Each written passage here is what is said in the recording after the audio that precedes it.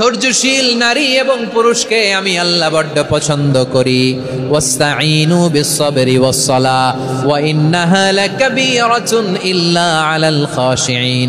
আল্লাহ বলে যখন বিপদে পড়বা সালাত এবং সবর দিয়ে আমার কাছে সাহায্য চাইবা। বিপদ আসলেই রাহমাতাল লিল আলামিন জায়নামাজে দাঁড়ায় যেতেন। আমরা বিপদ আসলে কি করি? হায় হুতাশ, ফেসবুকে স্ট্যাটাস দেই, ঠিক কিনা? ফেসবুকে শেয়ার দেই। বিপদ আসলে বন্ধুর সাথে শেয়ার দেওয়ার আগে, নিজের স্ত্রীর সাথে শেয়ার দেওয়ার আগে, ফেসবুকে শেয়ার দেওয়ার আগে শেয়ার করব কার সাথে? আল্লাহর সাথে। কারণ আপনার বিপদ থেকে আপনার কেউ উদ্ধার করতে পারে না, একজন সত্তা ছাড়া। চিল্লায় বলতে হবে তিনি কে? সে আল্লাহ বলেন, গোলাম বিপদে ধৈর্য ধারণ করো।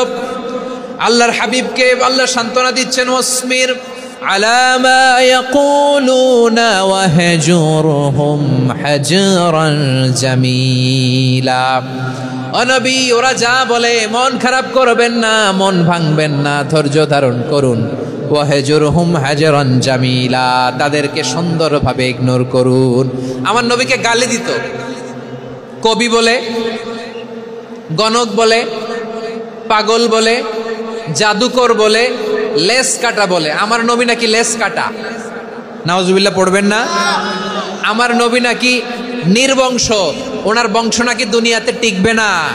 বলে মুহাম্মদ, তোমার কোনো ছেলে সন্তান বেঁচে নাই, তোমার বংশ নির্বংশ হবে। আল্লাহ বলে, ইন্না শানিয়াকা হুয়াল আবতার। আমার নবীকে যারা বলেছে নির্বংশ, ওরাই আসলে নির্বংশ, ওরাই পিতৃ পরিচয়হীন জারদ সন্তান। চিল্লায় বলো ঠিক কিনা? রাফা'না লাকা যিকরাক। আল্লাহ বলেন, নবী আপনার সম্মান আমি বাড়িয়েছি, দুলোক ভোলোক ছাড়িয়ে, সাতাকাশ মাড়িয়ে আমার আরশ পর্যন্ত আপনার সম্মানকে বুলন্দ করেছি। যেখানেই আমার নাম নেওয়া হয় সেখানেই আমার নবীর নাম আছে নাই। এজন্য বিশ্বনবীরে তারা গালি দিত। বিশ্বনবী যেন গালি শুনে